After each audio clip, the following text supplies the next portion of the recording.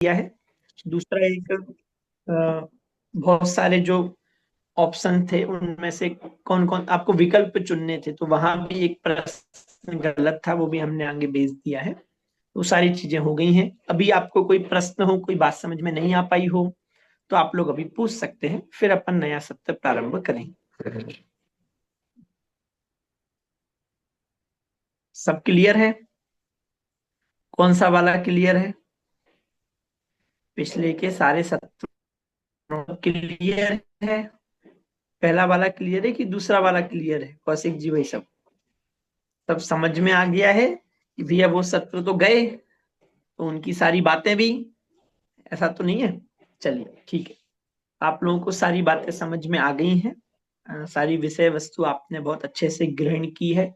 उसके माध्यम से आपकी परिणति में जो कलुषता है वह भी गई होगी। निश्चित ही आपको आनंद भी आ रहा होगा, अभ्यास भी आपका बढ़ रहा होगा।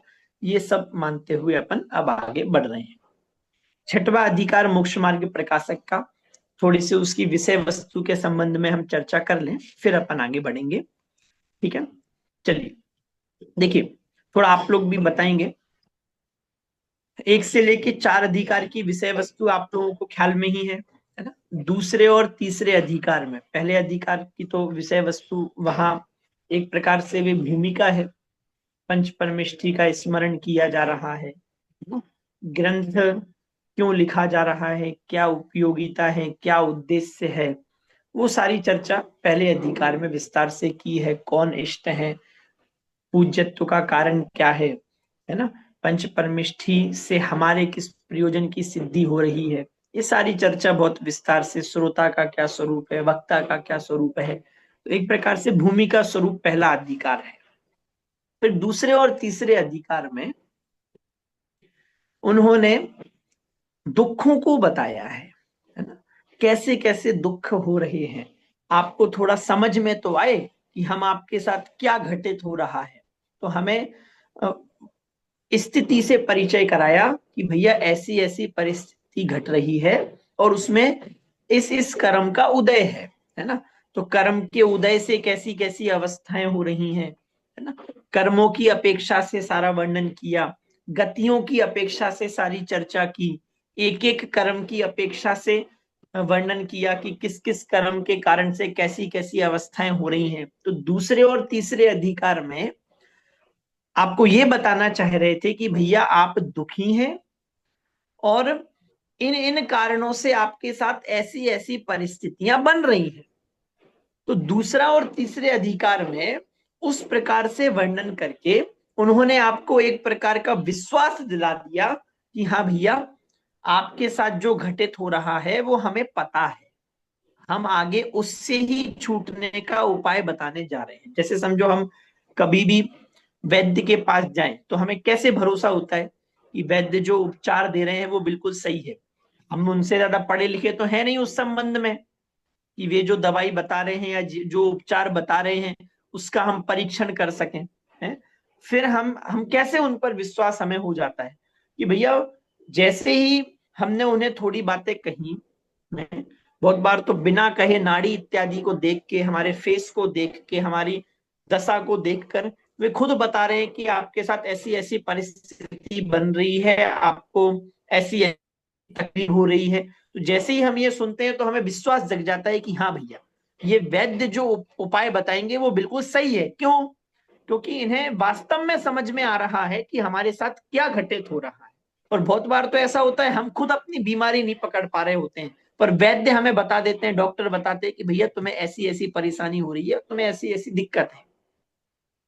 तो वैसे ही दूसरे और तीसरे अधिकार में उन्होंने सबसे पहले तो हमें वो पढ़ के ये विश्वास हो रहा है कि हाँ भैया, ये जो बात कह रहे हैं, ये जो परिस्थिति बता रहे हैं, दुख बता रहे हैं, वैसे ही तो हम पर बीत रहे हैं, वही सब तो हमारे साथ घटित हो रहा है। तो हमें उन पर विश्वास हुआ। फिर उन्होंने चौथे अधिकार में कि भैया, अभी तो हमने दूसरे और तीसरे अधिकार में तो तुम्हें ये बता दिया कि किन किन गतियों में कैसे कैसे दुख तुमने भोगे हैं, किस किस कर्म के उदय से कैसी कैसी अवस्था तुम्हारे साथ हो रही है। पर तुम्हारे दुख का मूल कारण तो मिथ्या दर्शन, मिथ्या ज्ञान, मिथ्या चारित्र ही है। दूसरे तीसरे अधिकार में हमने जो तुम्हें दुख बताए हैं, यदि तुम उनसे बचना चाहते हो, यदि तुम उनसे छूटना चाहते हो, तो तुम्हें क्या करना होगा? मिथ्या दर्शन, मिथ्या ज्ञान और मिथ्या चारित्र को छोड़ना ही होगा। तो चौथे अधिकार से मिथ्या दर्शन, मिथ्या ज्ञान, मिथ्या चारित्र का वर्णन प्रारंभ हुआ, या फिर यूं कहा जाए कि दुख का जो मूल कारण है उसका स्वरूप उन्होंने चौथे अधिकार से बताना प्रारंभ किया है। तो चौथे अधिकार में मिथ्या दर्शन, मिथ्या ज्ञान और मिथ्या चारित्र का स्वरूप बताया, लेकिन वो अग्रहित की मुख्यता से था। मतलब अग्रहित मिथ्या दर्शन, अग्रहित मिथ्या ज्ञान और अग्रहित मिथ्या चारित्र का स्वरूप उन्होंने वहां बताया था, है ना। दुख का मूल कारण क्या है? मिथ्या दर्शन, मिथ्या ज्ञान, मिथ्या चारित्र। तो चौथे से लेकर सातवें अधिकार तक, चौथा, पांचवा, छठवा और सातवां, इन चार अधिकारों में उन्होंने दुख का जो मूल कारण है उसके संबंध में विचार किया। तो दुख का मूल कारण मिथ्या दर्शन, मिथ्या ज्ञान, मिथ्या चारित्र है। चौथे अधिकार में उन्होंने अग्रहित मिथ्या दर्शन, मिथ्या ज्ञान, मिथ्या चारित्र का वर्णन किया। और पांचवें, छठवें और सातवें अधिकार में उन्होंने ग्रहित मिथ्या दर्शन, ग्रहित मिथ्या ज्ञान और ग्रहित मिथ्या चारित्र का वर्णन किया। अब आप लोग एक बात और विचार सकते हैं कि भैया दुख का मूल कारण मिथ्या दर्शन, मिथ्या ज्ञान और मिथ्या चारित्र है, उसमें भी अनादिकाल से जिस मिथ्यात्व से हम जकड़े हुए हैं वो तो अग्रहित मिथ्या दर्शन, मिथ्या ज्ञान और मिथ्या चारित्र है। तो फिर टोडरमल जी ने अग्रहित मिथ्या दर्शन, मिथ्या ज्ञान, मिथ्या चारित्र का वर्णन तो एक अधिकार में किया, और ग्रहित मिथ्या दर्शन, मिथ्या ज्ञान, मिथ्या चारित्र का वर्णन तीन अधिकारों में किया। जबकि सबसे बड़ी परेशानी की जड़ तो अग्रहित मिथ्या दर्शन, मिथ्या ज्ञान, मिथ्या चारित्र है, उसका एक अधिकार में उसको सुलटा दिया और वहां तीन तीन अधिकारों में चर्चा की। तो इसके दो उत्तर हैं। पहला उत्तर कि भैया वो एक अधिकार ही अग्रहित मिथ्या दर्शन, अग्रहित मिथ्या ज्ञान और अग्रहित मिथ्या चारित्र को समझाने के लिए पर्याप्त है। दूसरा जो कारण, जो मनोवैज्ञानिक कारण है, वो मनोवैज्ञानिक कारण ये है कि भैया उन्हें ये बात समझ में आ रही थी, चौथा अधिकार जब उन्होंने लिखा तो चौथे अधिकार को लिखते हुए उन्हें ये बात समझ में आ रही है कि मैं ये अग्रहित मिथ्यात्व पे जोर दे रहा हूं, मेरे सामने ये जो परिस्थितियां बन रही हैं, जो सब घटित हो रहा है, ये मेरी बात, ये अग्रहित मिथ्या दर्शन, अग्रहित मिथ्या ज्ञान, अग्रहित मिथ्या चारित्र को छोड़ने की जो मैं बात कर रहा हूं, ये बात तक वे पहुंचेंगे कहां से? पहले ये जो ग्रहित मिथ्या दर्शन, ग्रहित मिथ्या ज्ञान, ग्रहित मिथ्या चारित्र ने इन्हें जकड़ के रखा है, पहले तो इन्हें उससे बचाना जरूरी है। देखो, जो भी लेखन होता है उसमें समकालीन परिस्थितियों का प्रभाव निश्चित रूप से पड़ता ही है। ये बात आपको समझ में आनी चाहिए। कोई कितने से ही कितना बड़ा लेखक क्यों ना हो, आचार्य देव ही क्यों ना हो, बेबी जब ग्रंथ लिख रहे हैं, साहित्य लिख रहे हैं, तो समकालीन परिस्थितियों का प्रभाव पड़ता ही पड़ता है। ये सत्य है, ये 100% सत्य है। ऐसा नहीं हो सकता कि ना पड़े, कि भैया फिर तो वो गलत गलत लिखेंगे, ऐसा नहीं, हम ऐसा नहीं कह रहे कि उस प्रभाव में आकर वे गलत वर्णन करेंगे, ऐसा हम नहीं कह रहे भैया, इतनी हमारी सामर्थ्य नहीं है। पर प्रभाव तो साहित्य लेखन में समकालीन परिस्थितियों का, वातावरण का प्रभाव 100% पड़ता ही है। अब देखो ना, आचार्य देव ने जो उदाहरण दिया, कैसे दिया बोलो? उसके पहले तो वो साहित्य नहीं लिखा गया था, ने कहीं वो नहीं पढ़ा था। हम आप तो चलो जैसे अभी उदाहरण बनाते हैं, है ना, तो हम तो भैया हमने ग्रंथों में पढ़ा है, वे उदाहरण हमें ख्याल में है। बहुत बार हम आसपास के उदाहरण भी बनाते हैं, पर बहुत बार हमने ग्रंथों में जो उदाहरण पढ़े हैं वे उदाहरण हम प्रस्तुत करते हैं। आचार्य देव जब लिख रहे हैं तो उन बहुत से आचार्य देव के पहले तो साहित्य लेखन उनको, उनके पास उपलब्धि नहीं हो पाया था। कुंद कुंद आचार्य देव हैं, अब उसके पहले उनके हाथ में कोई बहुत अधिक साहित्य कुछ उन्हें उपलब्ध हुआ हो ऐसा तो है नहीं। अभी जो उदाहरण बना रहे हैं, ऐसे न्याय के क्षेत्र में समंतबद्ध आचार्य देव आदि जो आचार्य हुए हैं, उनके सामने पूर्व का तो बहुत अधिक साहित्य है नहीं, वे सब जो उदाहरण बना रहे सब कैसे। और दूसरा, वे जिस दिशा में लेखन कर रहे हैं, जिस दिशा में वे लेखन कर रहे हैं, तो वो सब में 100% बाहरी प्रभाव होता है। उदाहरण बना रहे हैं, जो आसपास दिख रहा है उसके उदाहरण बना रहे हैं। जिस दिशा में लिख रहे हैं, तो जो उन्हें विकृति दिख रही है, जो आवश्यकता दिख रही है, उसके हिसाब से ही तो लिखेंगे। तो टोडरमल जी भी जब चौथा अधिकार लिख रहे हैं, अग्रहित मिथ्या दर्शन, अग्रहित मिथ्या ज्ञान, अग्रहित मिथ्या चारित्र्य का वर्णन कर रहे हैं, वो लिखते लिखते समझाते समझाते उन्हें बात समझ में आ रही है कि मेरे आसपास तो सब ग्रहित मिथ्या दर्शन, ग्रहित मिथ्या ज्ञान, ग्रहित मिथ्या चारित्र्य का बोलबाला बहुत जोर पर है। मैं जब तक उस पर कुठाराघात नहीं करूंगा, तब तक ये इतनी उत्कृष्ट बात समझेगा कौन, पचाएगा कौन।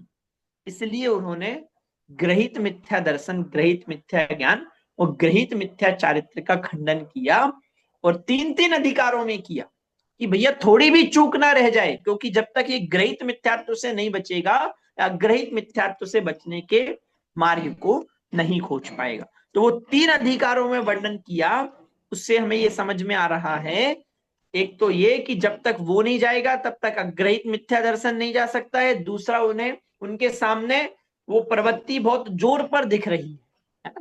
तो तीन चीजें मैंने आपको, तीन उत्तर दिए। पहला उत्तर, एक अधिकार में अग्रहित मिथ्या दर्शन, अग्रहित मिथ्या ज्ञान, अग्रहित मिथ्या, और तीन अधिकार में ग्रहित किया। ऐसा क्यों? तो वो एक अधिकार ही अग्रहित मिथ्या दर्शन, अग्रहित मिथ्या ज्ञान और अग्रहित मिथ्या चारित्र के रूप में क्या है। पहला उत्तर, जो हमें सबसे पहले जिस दिशा में विचार करना चाहिए, तो पहला उत्तर तो ये हो गया। दूसरा उत्तर, कि उन्हें अग्रहित मिथ्या दर्शन, अग्रहित मिथ्या ज्ञान, अग्रहित मिथ्या चारित्र से कब बच पाएगा? जब ये ग्रहित मिथ्या दर्शन, ग्रहित मिथ्या ज्ञान, ग्रहित मिथ्या चारित्र को छोड़ेगा, तो उसका वर्णन उन्होंने अधिक मात्रा में किया। और तीसरा कारण, कि उनके सामने जो परिस्थितियां बन रही हैं, जो उन्हें विसंगतियां दिख रही हैं, तो उन्हें ये दिख रहा है कि भैया ग्रहित मिथ्यात्व का बोलबाला बहुत ज्यादा है, तो उसके खंडन, उसको कुठाराघात करने में उन्हें बहुत प्रयास करने पड़े, और उन्होंने तीन तीन अधिकारों में उसकी चर्चा की। ये बात सबको पहले समझ में आई कि नहीं आई? सबको शांति से सारी उतर रही है? आप लोग ये सब व्यवस्थित वीडियो ऑन करके अच्छे से बैठे। एक कक्षा होती है अपनी एक सप्ताह में, थोड़ा सा आप लोग अटेंटिव होके, है ना, और उत्साह बना रहता है। मतलब जैसे समझो आप लोग अच्छे से बैठ रहे हैं, सुन रहे हैं, विशुद्धि बढ़ती है, और सामने आप समझ रहे हैं, तो वक्ता को भी आपके हाव भाव से, आपकी विशुद्धि से उत्साह बढ़ता है ना। चलो, तो बड़े आगे कहाँ पहुंच गए हैं अपन? अग्रहित मिथ्या दर्शन की चर्चा चौथे अधिकार में, अग्रहित मिथ्या दर्शन ज्ञान चारित्र की चर्चा चौथे अधिकार में, और ग्रहित की चर्चा पांचवे, छठवें और सातवें अधिकार में। अब कुछ बोल रहे हैं? हाँ, अब पांचवा, छठवा और सातवा, उसकी विषय वस्तु में भी पांचवें अधिकार में उन्होंने सबसे पहले अन्य मत संबंधी जो ग्रहित मिथ्यात्व है उसका खंडन किया। पांचवें अधिकार में सबसे पहले अन्य मत में, अन्य मत संबंधी जो ग्रहित मिथ्यात्व है उसका खंडन किया। ठीक है। छठवें अधिकार में उन्होंने अपने ही मत में, अपने ही मत में जो कल्पित देवी देवताओं को मानने का प्रचलन चल रहा था उसका खंडन किया। पांचवें में अन्य मत संबंधी देवी देवताओं का खंडन किया। छठवें अधिकार में अपने ही मत में कल्पित देवी देवताओं का खंडन किया। और सातवां अधिकार, वो तो मानो टोडरमल जी की मौलिकता ही है, मानो उनकी ही देन है। सातवें अधिकार में उन्होंने सूक्ष्म ग्रहित मिथ्यात्व, मतलब जो जैन ग्रंथों को पढ़ रहे हैं, उन्हें लग रहा है कि हम जिन आज्ञा को मान रहे हैं, जैन ग्रंथों को पढ़कर समझकर जो मिथ्यात्व ग्रहण कर रहे हैं, उसका वर्णन उन्होंने सातवें अधिकार में किया, जिसमें निश्चयाभासी, व्यवहाराभासी, उभयाभासी इन सब का सम्यक तो सन्मुख मिथ्या दृष्टि, इन सब का वर्णन उन्होंने 7वें अधिकार में किया। तो 5वें अधिकार में अन्य मत संबंधी, 6वें अधिकार में इस मत में ही कल्पना करके अन्य देवी देवताओं का, और 7वें अधिकार में उन्होंने स्थूल सूक्ष्म ग्रहित मिथ्यात्व, जिन जैन ग्रंथों को पढ़ के जो मिथ्यात्व ग्रहण किया जा रहा है उसका खंडन किया है। ठीक है, तो विषय वस्तु आपको समझ में आ रही है। चौथे से लेके 7वें तक जो मूल दुख का कारण है मिथ्यात्व, उसका वर्णन किया। चौथे अधिकार में अग्रहित मिथ्या दर्शन ज्ञान चारित्र का वर्णन किया, और 5वें 6वें 7वें अधिकार मिथ्या दर्शन का वर्णन किया। उसमें भी 5वें में अन्य मत संबंधी, 6वें में कल्पना करके, जिन मत में ही कल्पना करके अन्य देवी देवता, और 7वें में स्थूल मिथ्यात्व, सूक्ष्म मिथ्यात्व, सूक्ष्म ग्रहित मिथ्यात्व। ठीक है, चलिए, तो ये मैंने आपको विषय वस्तु से अवगत कराया, जिससे आपको प्रवेश करने में सरलता रहे। ठीक है, अब अपन आगे बढ़ रहे हैं, 6वां अधिकार अपन प्रारंभ करेंगे। सॉरी, चलिए निकालिए 6वां अधिकार। बोलिए राहुल जी भाई साहब। वो गुरुजी एक क्वेश्चन था, वो जो पेपर में ना काल द्रव्य के ऊपर एक क्वेश्चन आया था थर्ड पेपर में, उसमें एक थोड़ा सा डाउट था मुझे अच्छा, वो उसमें। भाई साहब अब अपन बाद में। क्लास के बात कर लें क्या? क्लास के एंड में आप ध्यान दिलाएंगे ना, अभी वो थोड़ा लिंक बन रही है, तो अभी अपन आगे बढ़ते हैं। फिर क्लास के बाद में अपन, आप एंड में मुझे वापस से ध्यान दिलाएं, है ना। चलिए, आप निकाल के भी रखें, वो अपन शेयर करेंगे, फिर उस पर चर्चा कर लेंगे। चलिए देखिए, 6वां अधिकार, कुदेव, कुगुरु और कुधर्म का प्रतिषेध।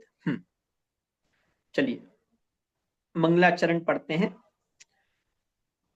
मिथ्या देवादिक भजे, हो है मिथ्या भाव, तज तिन को साचे भजो, यह हित हित उपाव। क्या कह रहे हैं?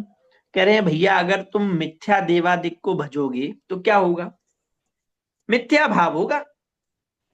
अब मिथ्या भाव से यहाँ क्या, एक तो सब कुछ मिथ्या मिथ्या ही होगा, और दूसरा मिथ्या भाव होगा, मतलब तुम मिथ्या भाव को ही ग्रहण करोगे। 7 तत्वों का जो सही भाव है, उस सही भाव को कभी ग्रहण नहीं कर पाओगे। तुम निश्चित रूप से मिथ्या भाव को ही ग्रहण करोगे।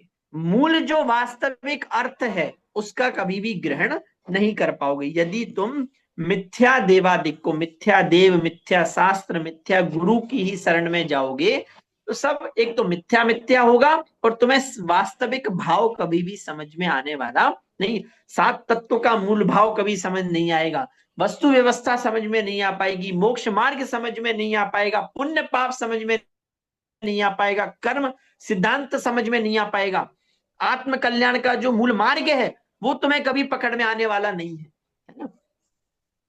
तज तिन को साचे भजो, इसलिए भैया उनको तजो, और जो सच्चे देव शास्त्र गुरु हैं, सच्चा देव गुरु धर्म है, उसको भजो। यह हित हित उपाय, यही तुम्हारे हित के लिए उपाय है? क्या कह रहे हैं? अगर तुम्हें अपना हित करना है तो सबसे पहले तुम्हें क्या करना होगा? तुम मिथ्या देव शास्त्र गुरु की शरण में जा रहे हो, उसको छोड़ते हुए तुम्हें सच्चे देव शास्त्र गुरु का ही को ही भजना होगा। ठीक है, चलिए। अर्थ पढ़िए भैया, कौन पढ़ेगा? हैंड रेस करें। अच्छा, बाकी लोग भी सब बिल्कुल ध्यान से सुने, मैं आपसे बीच में भी कुछ पूछ सकता हूं, और आपको भी कभी बीच में कोई प्रश्न हो, कोई बात समझ में नहीं आ पाए, तो आप लोग पूछ सकते हैं। चलिए, कौन पढ़ रहा है? हैंड रेस करें। पढ़िए कौशिक जी भाई साहब।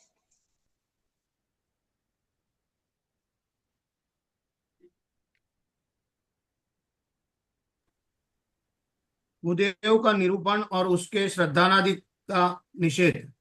वहां जो हित के कर्ता नहीं है। अच्छा, पहले अर्थ, इसका अर्थ पढ़ना है भाई साहब, अपन ने अर्थ किया ना, वो अर्थ भी पढ़ना है पहले। अनादि से जीवों के मिथ्या दर्शनादिक भाव पाए जाते हैं, उनकी पुष्टता का कारण कुदेव कुगुरु कुधर्म सेवन है। उसका त्याग होने पर मोक्ष मार्ग में प्रवृत्ति होती है, इसलिए इनका निरूपण करते हैं। ठीक कुदेव है, का स्पष्ट है। चलिए कुदेव पढ़िए। का निरूपण और उसके श्रद्धानादि का निषेध। हाँ, अब सबसे पहले कि जो आप कुदेव है, कुदेव को बता रहे हैं कि कुदेव मतलब क्या है, क्या भाव ग्रहण करना है कुदेव से, कौन कौन कुदेव की श्रेणी में आएंगे, है ना। और हम भी बहुत शांति से इसको पढ़ें। देखिए, आप ये बात समझें, ये किसी भी प्रकार का कोई द्वेष रखते हुए कोई निरूपण किया गया है, ऐसा बिल्कुल भी नहीं है। पांचवें अधिकार में भी ऐसा कुछ नहीं है, कोर्स में नहीं रखते हैं, है ना। मेरे हिसाब से तो रखना चाहिए, पढ़ना चाहिए, बात समझ में तो आए। इतनी हिम्मत करके उन्होंने बात कही है, आपको क्या लग रहा है द्वेष की पुष्टि करने के लिए सारी बातें कही गई हैं? ऐसा बिल्कुल भी नहीं है। बिल्कुल निष्पक्ष भावना से जो उन्हें यथार्थ समझ में आ रहा है वो उन्होंने लिखा है। अब हम, आपकी ये जिम्मेदारी है उतनी गंभीरता से उसको पढ़ते हुए समझें। और अभी भी हमें क्यों पक्ष रखना है, निष्पक्ष होके हम सुने। भैया अब इतने समय से तो हम मान रहे थे, अब कैसे छोड़ दें? अरे, हम इतनी उत्कृष्ट बातें सुन रहे हैं, समझ रहे हैं। अगर तर्क बुद्धि से हमें ये बात समझ में आ रही है तो निश्चित रूप से छोड़ना चाहिए। भैया, कल्याण करने के लिए पर्याय मिली है। और अगर विपरीत देव शास्त्र गुरु की शरण ग्रहण करके, और अगर समझो हम अपने मोक्ष मार्ग, हमें किसी से द्वेष नहीं है, हमारी एक ही जिम्मेदारी है। आप लोग ये बात गांठ बांध लो, भले ही हमें सबको नहीं सुधारना है, पर हमारी इतनी तो जिम्मेदारी है कि हमें हमारे तो मोक्ष मार्ग की सुरक्षा करनी है। हमारे मोक्ष मार्ग के लिए कौन जिम्मेदार है, बताओ? हमारे मोक्ष मार्ग के लिए तो हम ही जिम्मेदार है ना। हम आपसे ये नहीं करें सबका ठेका लो, सबको सुधारो, सबको कहने जाओ, एक एक को जबरदस्ती समझाओ, हम कहाँ कह रहे। अरे, पर हमें हमारे मोक्ष मार्ग की सुरक्षा तो हमें ही करनी होगी। उस दृष्टि से बिल्कुल निष्पक्ष भावना से पढ़ना चाहिए। और जहां जो बात समझ में आ रही है उसे ग्रहण करो, नहीं समझ में आ रही है तो चर्चा करो, नहीं समझ में आ रही है तो चर्चा करना चाहिए, है ना। उस दृष्टि से हम बहुत शांति से पढ़ें, यहाँ देखें कि भैया किस किस को कुदेव की श्रेणी में लिया जा रहा है। चलिए पढ़िए। वहां जो हित के कर्ता नहीं है और उन्हें भ्रम से हित का कर्ता जानकर सेवन करे, सो कुदेव है। उनका सेवन तीन प्रकार के प्रयोजन सहित करते हैं। कहीं तो मोक्ष का प्रयोजन है, कहीं परलोक का प्रयोजन है, और कहीं इस लोक का प्रयोजन है। हाँ सो देखो, अब ये बिल्कुल बहुत मनोवैज्ञानिक लिखा है। मतलब आप ये देखो, इतना मनोवैज्ञानिक वर्णन करना सरल काम नहीं है। कह रहे हैं कि भैया तुम जिन भी कुदेवों को मान रहे हो, वहां तुम्हारे तीन प्रयोजन हो सकते हैं। एक तो तुमने ये सोच रखा है कि हम इनको मानेंगे तो मोक्ष मिल जाएगा। दूसरा, तुमने ये सोच रखा होगा कि हम इनको मानेंगे तो हमारा परलोक सुधर जाएगा। या तीसरा, तुमने ये सोच रखा होगा कि हम इनको मानेंगे तो हमारे सब सुख समृद्धि होती रहेगी, यह लोक में, मतलब इस लोक में हमारे साथ सब कुछ अच्छा अच्छा होता रहेगा।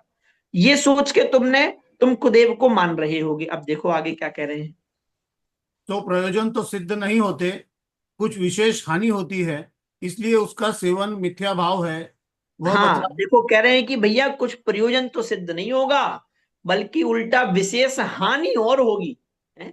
इसलिए आपको इतनी गंभीरता से बता रहे हैं। हमें कोई आपत्ति नहीं है, पर हानि किसको होगी ये बताओ, बोलो। हम अगर कुगुरु कुदेव कुधर्म को मानेंगे तो हानि किसे होगी? हम मानेंगे तो सर्वज्ञ भगवान को हानि होगी, आचार्यों को हानि होगी, विद्वानों को हानि हो। अरे वे तो अपना कल्याण कर गए, कर रहे हैं, किसको हानि? हमें हानि होगी। तो हमारे बचाव के लिए लिखा गया है। पढ़िए। अन्य मतों में जिनके सेवन से मुक्ति का होना कहा है, उन्हें कितने ही जीव मोक्ष के अर्थ सेवन करते हैं, परंतु मोक्ष होता नहीं है। उनका वर्णन पहले अन्य मत अधिकार में कहा ही है, तथा अन्य मत में कहे देवों को कितने ही परलोक में सुख होगा, दुख नहीं होगा, ऐसे प्रयोजन सहित सेवन करते हैं। सो ऐसी सिद्धि तो पुण्य उपजाने और पाप न उपजाने से होती है, परंतु आप तो पाप उपजाता है और कहता है ईश्वर हमारा भला करेगा, तो वहां अन्याय अन्याय ठहरा, क्योंकि किसी को पाप का फल दे किसी को न दे, ऐसा तो है नहीं। जैसे अपने परिणाम करेगा वैसा ही फल पाएगा।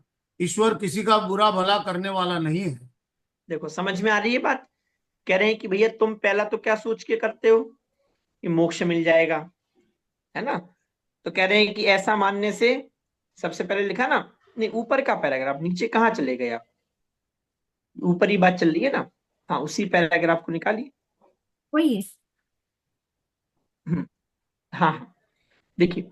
तो क्या कह रहे हैं पहले कि भैया मोक्ष हो जाएगा, है ना। तो कह रहे हैं कि मोक्ष ऐसे होने वाला है नहीं। दूसरा आप सोच रहे हो कि परलोक में सुख होगा दुख नहीं होगा। अरे तो भले आदमी पाप करोगे तो फल तो मिलेगा, उसमें ईश्वर क्या करेगा ये बताओ। तुमने पाप किया तो उसका फल मिलेगा, तुमने पुण्य किया तो उसका फल मिलेगा, उसमें ईश्वर क्या करेगा। और तुम्हें अच्छा कर दे तुम्हारे साथ, दूसरे के साथ बुरा कर दे, ऐसा संभव है? प्रैक्टिकल है। मैं कभी कभी सच में सोचता हूँ, लोग बाग ये आरोप लगाते हैं ना कि भैया आप भगवान को करते ही नहीं मानते, ये सब भगवान ने किया ऐसा नहीं मानते, इसलिए आपको भगवान के प्रति भक्ति नहीं आती। मैं ये सोचता हूं अगर मैं ऐसा मान लूं कि ये सब करने वाले भगवान हैं और हेर फार करने वाले भगवान हैं, तो सच में भक्ति ना हो। क्यों? हमारे साथ बुरा कर रहे हैं, उनके साथ अच्छा कर रहे हैं। हमें काला बना दिया, उन्हें गोरा बना दिया। हमें कुछ ज्ञान नहीं दिया, उन्हें देखो कितना ज्ञान दे दिया। तो भक्ति आएगी कि भक्ति और खत्म हो जाएगी? बोलो। है खत्म हो जा। अगर कोई विवेकी होगा और भगवान को कर्ता मानने लगे तो भक्ति और चली जाएगी। कुछ बात समझ में आ रही है? तो भैया भगवान किसी के साथ अच्छा कर रहा है किसी के साथ बुरा कर रहा है ऐसा नहीं होता। जैसा कर रहे हो वैसा फल मिलेगा, तो उसमें भगवान का क्या रोल है? ठीक है, चलो पढ़ो आगे। तथा उन देवों का सेवन करते हुए उन देवों का तो नाम देते हैं और अन्य जीवों की हिंसा करते हैं, तथा भोजन नृत्यादि द्वारा अपनी इंद्रियों का विषय पोषण करते हैं, सो पाप परिणामों का फल तो लगे बिना रहेगा नहीं। हिंसा विषय कषायों को सब पाप कहते हैं और पाप का फल भी सब बुरा ही मानते हैं, तथा कुदेवों के सेवन में हिंसा विषयादिक का ही अधिकार है, इसलिए कुदेवों के सेवन से परलोक में भला नहीं होता। अब देखो दूसरा तर्क क्या दिया। कहने भैया तुम खुद तो पाप उपजा रहे हो, पंचेंद्रिय विषय भोगों का सेवन कर रहे हो, उनके ही नाम पर हिंसा कर रहे हो, हैं। तो अब जब ऐसा सब करोगे तो फल कैसा मिलेगा? परलोक में तुम्हारे साथ भला कैसे होगा? बुरा ही होगा ना। कुछ बात पकड़ में आ रही है? तो और कुदेव का सेवन करेंगे, उसमें हिंसादिक की प्रवृत्ति का अधिकार अधिक देखा जाता है। बात पकड़, सब सारी चीजें आपको पता है, सब आप लोग देख रहे हो। तो कुदेव आदि के सेवन करने में हिंसादि की प्रवृत्ति और अधिक हो रही है। अब उससे क्या होगा? उससे और परेशानी होगी। भला कैसे होगा? आप हिंसादि की प्रवृत्ति अधिक करोगे तो उससे कर्म बंधन होगा, तो परलोक में भी बुरा ही होगा ना। तो कुदेव आदि के सेवन से उसमें हिंसादि की प्रवृत्ति अधिक हो रही है, तो उसके सेवन से बल्कि आप भला कह रहे हो, यहाँ तो उल्टा बुरा हो रहा है, इसलिए निषेध कर रहे हैं। ठीक है, अब देखो आगे। व्यंतरादिक का स्वरूप और उनके पूजने का निषेध, तथा बहुत से जीव इस पर्याय संबंधी शत्रु नाशादिक और रोगादिक मिटाने, धनादिक की व पुत्रादिक की प्राप्ति इत्यादि दुख मिटाने व सुख प्राप्त करने के अनेक प्रयोजन सहित कुदेवादिक का सेवन करते हैं। हनुमानादिक हनुमानादिक का को पूजते हैं, देवियों को पूजते हैं, गणगौर सांझी आदि बनाकर पूजते हैं, चौथ शीतला दहाड़ी आदि को पूजते हैं, भूत प्रेत पितर व्यंतरादि को पूजते हैं, सूर्य चंद्रमा शनिश्चरादि ज्योतिषों को पूजते हैं, पीर पैगंबर आदि को पूजते हैं, गाय घोड़ा आदि तिर्यंचों को पूजते हैं, अग्नि जलादिक को पूजते हैं, शस्त्रादिक को पूजते हैं, अधिक क्या कहे रोड़ा अधिक को भी पूजते हैं। अब देखो बात पकड़ में आ रही है, हैं? अब उनके सामने उन्हें जितने जितने दिख रहे थे तो सबको ले लिया। कह रहे हैं कि तुम बताओ, इन सबको पूज रहे हो, है ना। अब देखो तीन कारण लिए थे तो पहले मोक्ष नहीं होगा ये कहा, फिर कह रहे हैं भैया परलोक में भला तो होगा नहीं, उल्टा बुरा ही होगा। और तीसरा क्या था, इस कि लोक ये में। लोग संबंधी। तो इस पैराग्राफ में देखो, इस पर्याय संबंधी है ना, तो इस पर्याय संबंधी तुम शत्रु आदि का नाश करने के लिए, रोग आदि मिटाने के लिए, धन आदि की प्राप्ति के लिए, पुत्र आदि हो जाए उनके लिए, है, इन सब के लिए क्या करते हो, कुदेव आदि का सेवन करते हो। कभी किसी को पूज रहे हो, कभी किसी को पूज रहे हो, सारी लिस्ट गिना दी है। अंत में रोड़ा मतलब होता है पत्थर। तो कह रहे हैं भैया बहुत तो काका है, तुम पत्थर को ही पूजने लग जाते हो। और वो एक पिक्चर नहीं है उसमें, वो पी के, उस पिक्चर में उन्होंने दिखाया भी, एक पत्थर रखा और वो भले आदमी ने पान थूका और उसका वो कुछ का कुछ लगाया और रख दिया और सब, बताओ अब ये ऐसा ऐसा हो रहा है। कह रहे ऐसा करोगे, उससे सोच रहे हो कि तुम इन्हें लोक में तुम्हें सुख की प्राप्ति हो जाए, ऐसा संभव नहीं है। ठीक है, पढ़िए। तो इस प्रकार कुदेवादि का सेवन मिथ्या दृष्टि से होता है, क्योंकि प्रथम तो वह जिनका सेवन करता है उनमें से कितने ही तो कल्पना मात्र देव है, इसलिए उनका सेवन कार्यकारी कैसे होगा, तथा कितने ही व्यंतरादित है, सो वे किसी का भला बुरा करने को समर्थ नहीं है। यदि वे ही समर्थ होंगे तो वे ही कर्ता ठहरेंगे, परंतु उनके करने से कुछ होता दिखाई देता नहीं। प्रसन्न होकर धनादिक नहीं दे सकते और द्वेषी होकर बुरा नहीं कर सकते। अब देखो क्या कहा कि बहुत से तो कल्पना देव मान लिए हैं, है ना, और बहुत सौ ने व्यंतर आदि को उस दृष्टि से पूछने, मतलब व्यंतर आदि को कल्पना में नहीं लिया। इसलिए आप लोग ये बात ध्यान रखा करो, बहुत से लोग क्या करते हैं, व्यंतर आदि होते हैं, अरे होते ही नहीं, कैसे नहीं होते, किसने कहा नहीं होते, होते हैं, हम कब मना कर रहे नहीं होते। इसलिए कभी भी अ, बिल्कुल बिना प्रैक्टिकल हुए बात नहीं करनी है, होते हैं भैया, व्यंतर आदि सब होते हैं। और वो आपको जो दिख रहा है ना, वो बहुत बार आप लोग सुनते हो कि व्यंतर आदि के बस हो गए और ऐसा ऐसा दिख रहा है, हमेशा सही ही हो ऐसा नहीं है, बहुत बार लोग बार नौटंकी भी मचाते हैं। पर वास्तव में भी ऐसा हो सकता है कि व्यंतर आदि अपना बस, व्यंतर आदि उनको अपने बस में कर ले और वो सारी चीजें प्रवृत्ति होती हुई दिखे, वो होता है, होता हुआ दिखता है और हम मानते हैं, हमारे यहाँ सब हिसाब दिया है। पर यहाँ ये कह रहे हैं कि तुम उनको देव मानते हो, कुछ तो कल्पित देव मान लिए तुमने, और तुम उनको देव मान रहे हो, व्यंतरादिक को देव मान रहे हो।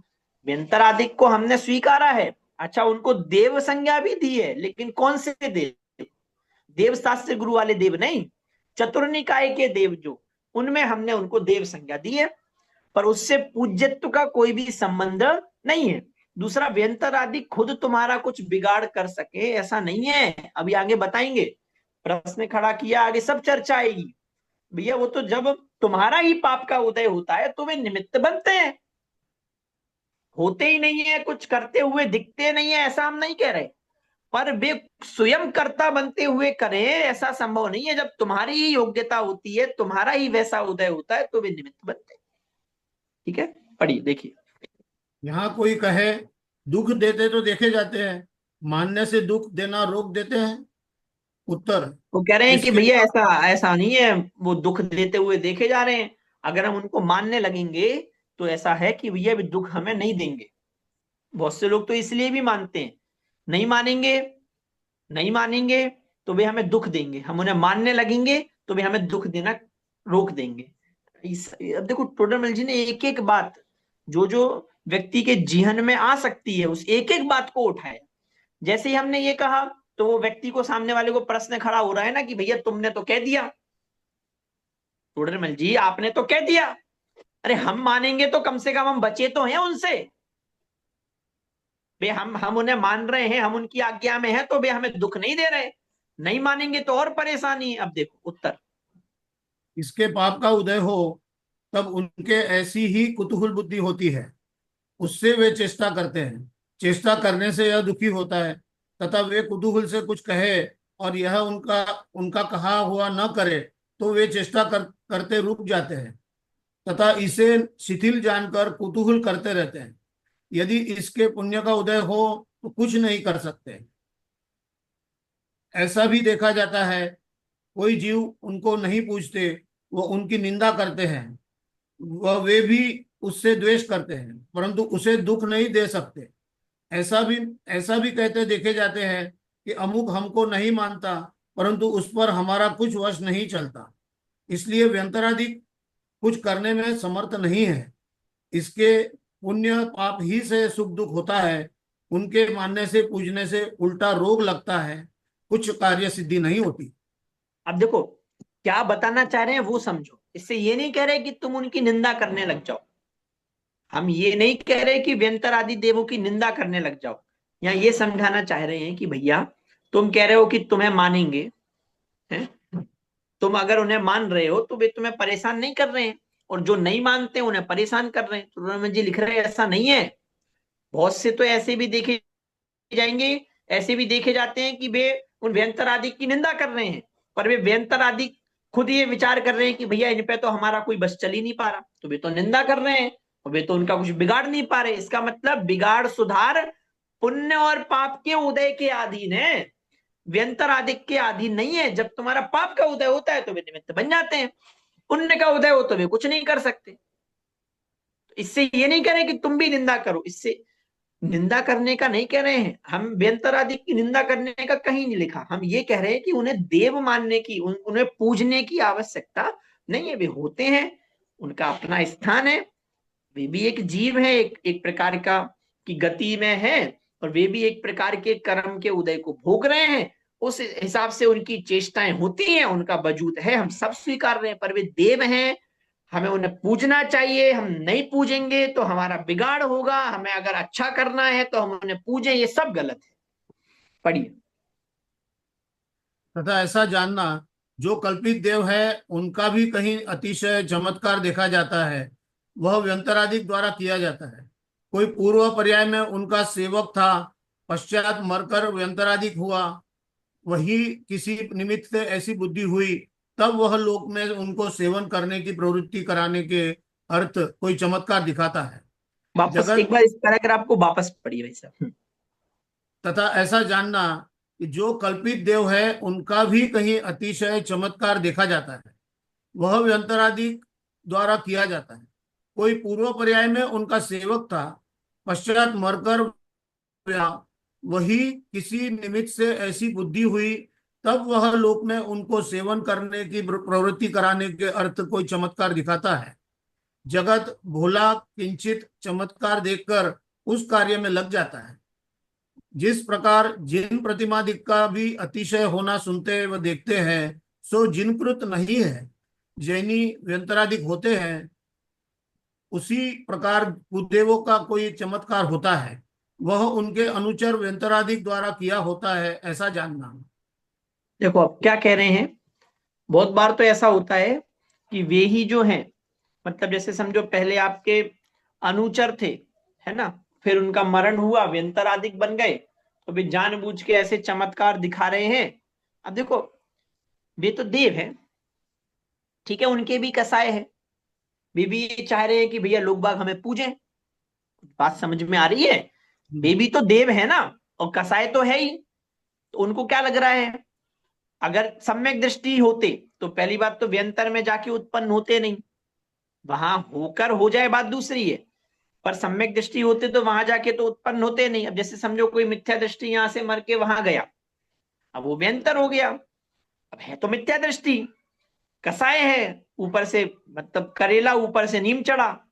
मिथ्या दृष्टि है, कसाय से युक्त है, उसे क्या लग रहा है ये सब हमें पूजे। तो क्या करता है, खुद अपने अपने अलग अलग कर्तव्य दिखा रहा है, चमत्कार दिखा रहे हैं।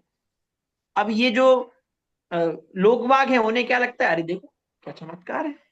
इसका मतलब वास्तव में ये सब होते हैं। अब वो ऐसे मूर्ख लोग हैं, एक आध ऐसा कुछ चमत्कार देख लिया तो उनको क्या लगने लगता है, अरे हम ये सब जो अब इतना हमने सब पढ़ाई लिखाई की, वस्तु स्वतंत्रता समझी, छह द्रव्य समझे, सात तत्व समझे, वो सब तो रख देते साइड में।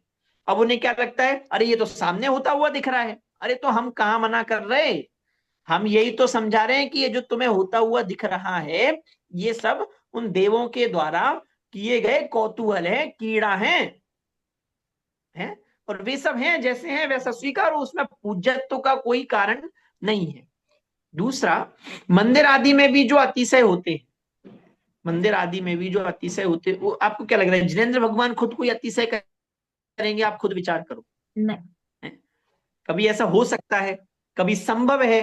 पहली बात तो वो जो प्रतिमा जी है, प्रतिमा जी जो है, प्रतिमा जी तो जड़ है।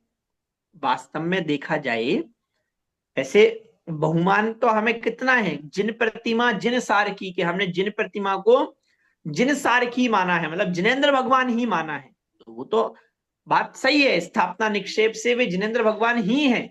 पर लेकिन मूल उसमें तत्व देखा जाए तो वो जो प्रतिमा है उसमें तो मूल पुद्गल ही है ना। वहां तो कोई ज्ञान दर्शन सुख वीर तो है नहीं। सुनना ध्यान से, बात थोड़ी गंभीर है। तो बेखुद कोई मूर्ति खुद कोई चमत्कार करने लग जाए, मंदिर में चमत्कार करने लग जाए, ऐसा कभी हो सकता है? आप खुद बताओ कि भैया फिर ये सब हमने जो सुना है कि मूर्ति के अतिशय है और मूर्ति अधर में विराजमान है ना। और अभी भी कितनी ही ऐसी समझो ऐसे सुरक्षित हैं कि जहां अधर में ही मूर्ति विराजमान है, और ऐसी बहुत सारी चीज, कहीं कहीं सिक्के पे ही मूर्ति विराजमान है, कहीं कहीं इतना गैप है, पहले बहुत गैप था और अब कम गैप है, इतना गैप है कि नीचे से पतली थाली या फिर रूमाल पूरा निकल जाए। ये सब आप लोग सुनते हो ना, इनका कोई निषेध नहीं है, ये सब वास्तविक है। मतलब कहीं कदाचित ऐसा हो सकता है कोई छल कर रहा हो, पर अगर वास्तव में आपको देखने में आ रहा है तो ऐसा नहीं है कि ये सब झूठ है। बहुत से लोग क्या करते हैं, आधी अधूरा पढ़ा सुना है, कहते हैं अरे भैया ये सब झूठ है, ये सब कुछ नहीं होता। अरे कैसे नहीं होता, सामने दिख रहा है। हमें इसलिए हमेशा जो वास्तविक प्रैक्टिकल बात है वो समझनी चाहिए। कैसे नहीं होता, हमें जब सामने ही दिख रहा है कि वो मूर्ति अधर्म है और वो समझो उसका वैसा अतिशय हमें देखने में आ रहा है, और हम क्या कह रहे हैं, नहीं बहुत बार ऐसा होता था, वास्तव में होता था कि समझो कहीं किसी ने सोचा कि कोई व्यवस्था नहीं बन पा रही है और हम यहां से मूर्ति लेकर कहीं दूसरे गांव में चले जाएं और वहां मूर्ति विराजमान कराएं। लेकिन बहुत बार ऐसा हुआ, रथ में रखा पर रथ आगे ही नहीं बढ़ रहा, इतनी तो लोग बाग बहुत से क्या कहते हैं, अरे सब झूठ है, ऐसा कैसे नहीं होता। कदाचित ऐसा हो सकता है कि किसी ने छल ग्रहण करा हो, एक आध कोई घटना झूठी हो, वो हो भी सकता है। पर ऐसा हो ही नहीं सकता कि ऐसा वो सब अतिशय झूठे ही हैं, ऐसा कुछ भी नहीं। वो सब बातें हो सकती हैं, बहुत सी बातें तो हमें अभी भी सामने देखने में आती हैं। लेकिन वो कुछ भी जिनेंद्र भगवान के द्वारा अतिशय किया गया हो, वो प्रतिमा खुद कोई अतिशय कर रही हो, ऐसा तो नहीं है।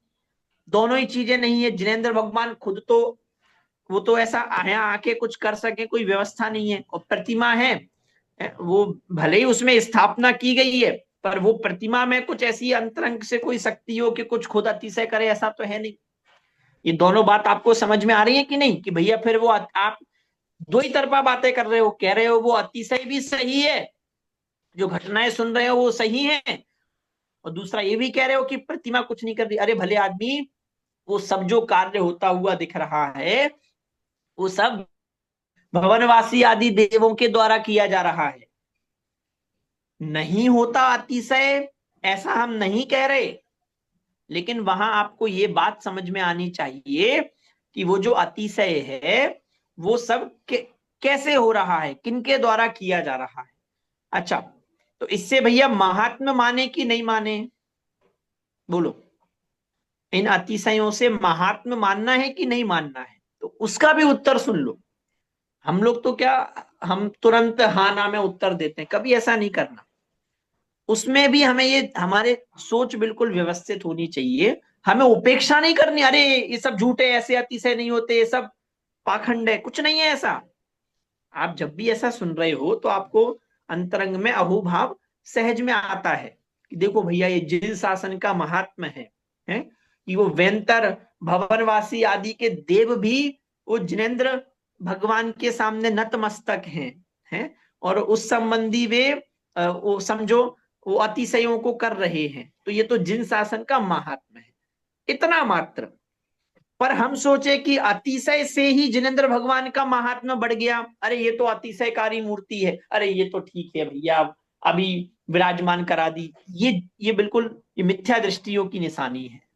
अरे जिनेंद्र भगवान तो जिनेंद्र भगवान है, और अतिशय का संबंध अतिशय से नहीं है, वे ज्यादा अच्छे हो गए, वे कम अच्छे हो गए, ऐसा कुछ है क्या? ऐसा कुछ भी नहीं है।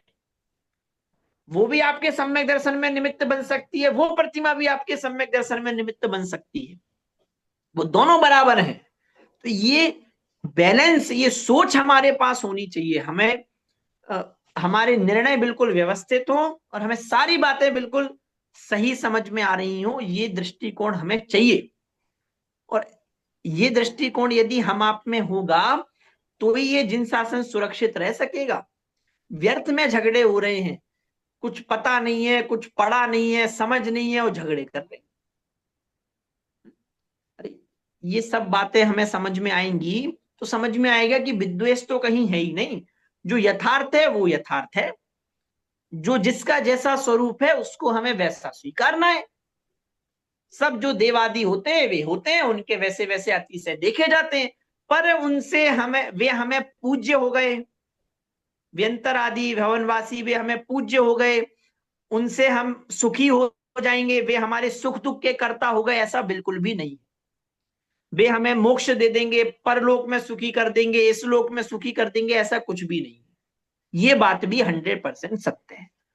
समझ में आ रही है कि नहीं आपको ये बातें? तो बहुत गंभीर है और हम आपको बहुत गंभीरता से इन बातों को समझना चाहिए, है ना। बोलिए, अब बोलिए श्रद्धा जी, क्या प्रश्न है?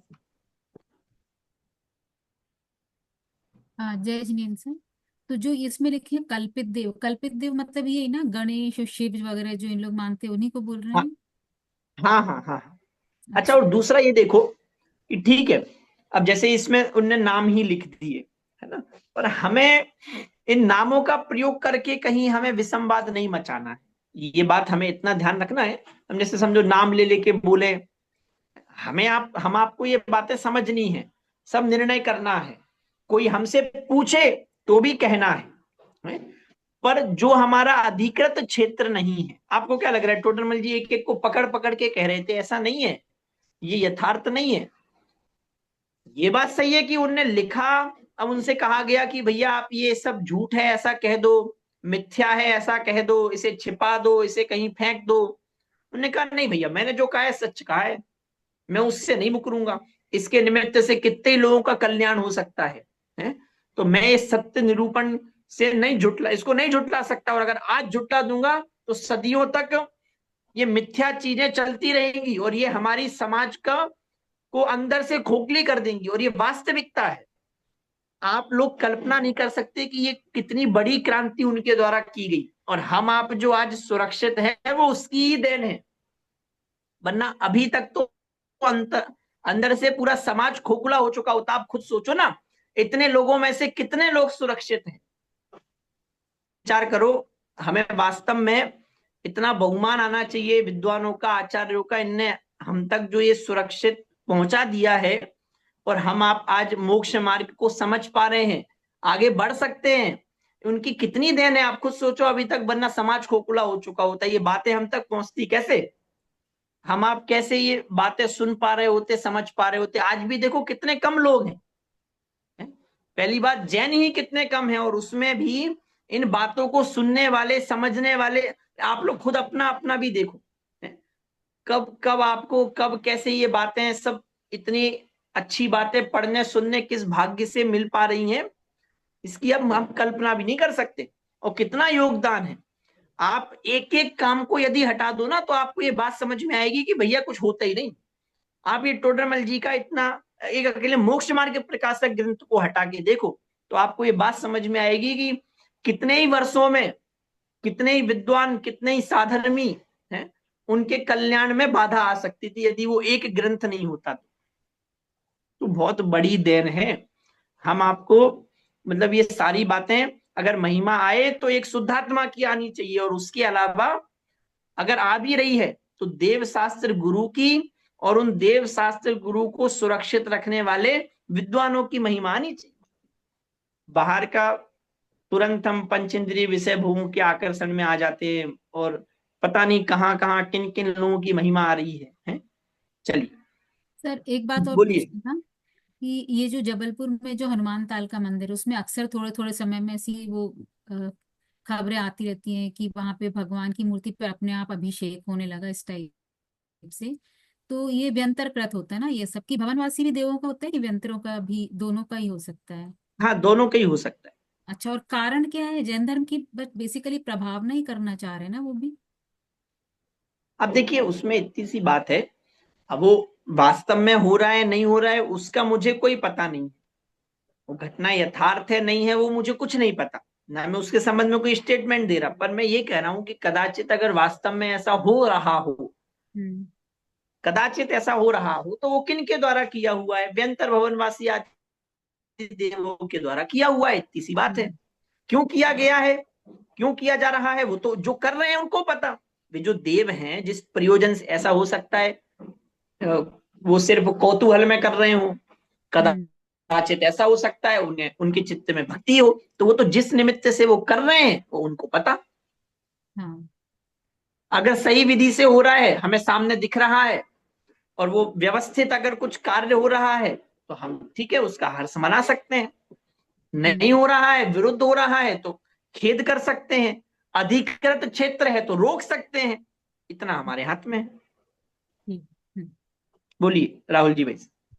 जस्ट एक क्वेश्चन था कि इनमें इतनी व्यंतर देवों में इतनी शक्ति होती है कि वो आपको उड़ा के कहीं ले जाएं, जैसे कोई दूसरे क्षेत्र में, महाविदेश क्षेत्र में या कहीं ऐसे, इनमें हाँ, होती है जहां ये? तक आप जा सकते हो, जहां तक आपकी योग्यता है वहां तक।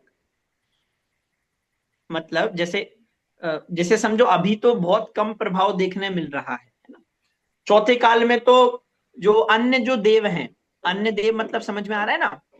कौन से वाले? चार प्रकार के होते हैं ना, भवनवासी, व्यंतर। वैमानिक, भवनवासी, व्यंतर, ज्योतिषी और वैमानिक। तो चौथे काल में तो वैमानिक देवों का आगमन भी था। तो आप लोगों ने कितनी घटना सुनी होंगी कि भैया वे विमान में बिठाकर और उन्हें ले जा रहे थे, और वे ले गए, दर्शन कराने के लिए ले गए, वंदना कराने के लिए ले गए। पुराणों में भी आपने घटनाएं सुनी होंगी, तो वो सब झूठ है, ऐसा नहीं है।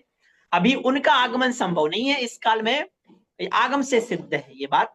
इस काल में उनका आगमन संभव नहीं है। तो जो व्यंतर और भवन, व्यंतर जाति के जो देव हैं, वे जो देव हैं, वे कदाचित उनकी सामर्थ्य, तो आपकी जितनी योग्यता है, आपका जैसा उदय है, वे वैसा कार्य करते हुए कदाचित दिख सकते हैं। ठीक है, चलिए। और दूसरा ये कि सब कुछ उनके द्वारा किया हुआ ऐसा भी नहीं है। मानुष्य प्रवृत्तियों में भी, जैसे बहुत बार आप देखते होंगे कि भैया वो कुछ अलग अलग प्रकार के कर्तव्य कर्तव्य दिखा रहे हैं, है ना? तो वो अलग अलग प्रकार के कर्तव्य दिखा रहे हैं, तो उसका जरूरी नहीं है सबका देवों से संबंध ही हो। ऐसा भी हो सकता है भैया उनने खुद इतना अभ्यास किया हो, या फिर उनमें वैसी सहज में ऐसी योग्यता बैठ गई हो। समझ में आ रही है बात? तो उसमें भी वैसा, वैसी शक्तियां उनमें सामान्यतः देखी जा सकती हैं। ठीक है, चलिए। ठीक है भैया, समझ में आ रही है बात? बड़े आगे, चलिए।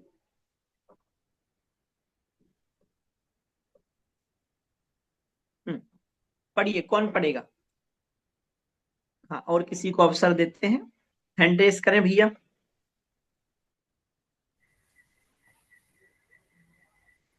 कुछ पूछ रहे हैं राहुल जी भाई साहब? अच्छा, पढ़ने के लिए। हाँ हाँ, पढ़िए पढ़िए। तथा अन्य मत में परमेश्वर ने भक्तों की सहाय की व प्रत्यक्ष दर्शन दिए इत्यादि कहते हैं।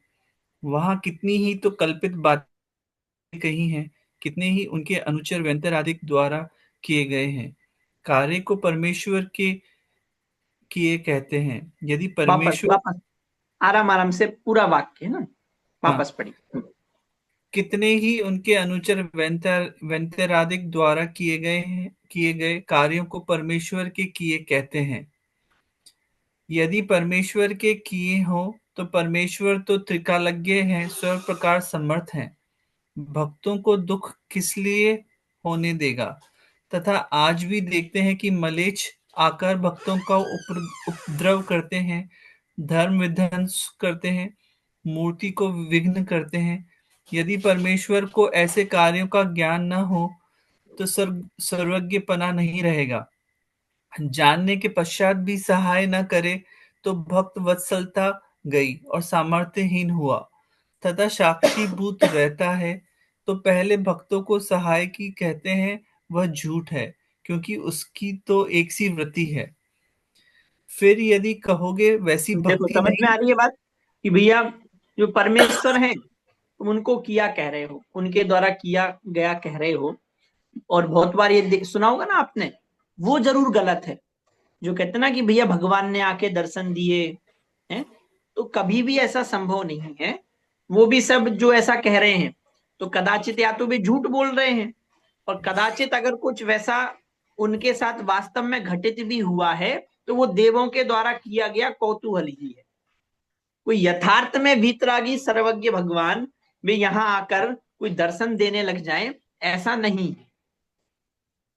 बात समझ में आ रही है? तो वो आप लोग बहुत बार सुनते हो ना, फलाने फलाने देव ने आज फलाने फलानी जगह दर्शन दिए, वे हमें प्रकट हो गए, टीवी सीरियलों में भी दिखाया जाता है। यहाँ वो कामना कर रही हैं और वहां वो भगवान प्रकट हो गए। वो सब वो समझ लो मिथ्यात्व है, वो सब सही नहीं है। सीधी सी बात है, जो यथार्थ है वो मैं आपको बता रहा हूं, है ना। जो सीधी बात है कि भैया वो कभी संभव नहीं है कि भैया किसी के साथ सच में उसको ऐसा लग रहा है। वो झूठ, बहुत से लोग तो झूठ बोलते हैं, छल कर रहे हैं सिर्फ अपना वाहवाही के लिए। कदाचित किसी के साथ घटना कोई घट रही है तो वो देवों के द्वारा किया गया कौतूहल है, ये समझना चाहिए। ठीक है, स्पष्ट हो रही है बात? देवों देवों के द्वारा वो किया जा रहा है, इतनी सी बात है। या फिर उनके साइकोलॉजिकली कोई वे उनको ऐसा अवभाषित हो रहा है, वो भी चीज स्वीकार की जा सकती है। पर साक्षात जिनेंद्र भगवान कोई दर्शन देने आ रहे हो, वीतरागी सर्वज्ञ वे दर्शन देने आ रहे हो, ऐसा नहीं है। दूसरा, वे असहाय की आकर कुछ सहायता कर रहे हैं, उसमें तो बहुत कुछ दिखाया जाता है। वे सामान उठा रहे हैं, उठा नहीं पा रहे हैं तो भगवान ने आके उठवा दिया। तो वो सब चीजें सही नहीं है।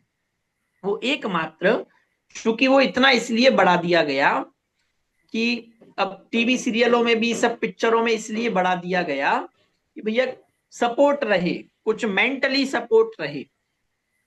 वो हमारे धर्म के अनुकूल तो है ही नहीं। मैं तो ये बता रहा हूँ कि दूसरों के द्वारा ये जो प्रवृत्ति की गई, कदाचित कोई सज्जन लोग हैं उनके द्वारा अगर इसको बढ़ावा दिया भी गया, तो जैनी नहीं और लौकिक जो सज्जन लोग हैं उनके द्वारा कदाचित बढ़ावा दिया भी गया, तो इस अपेक्षा से कि भैया ऐसा अगर हम दिखा रहे हैं।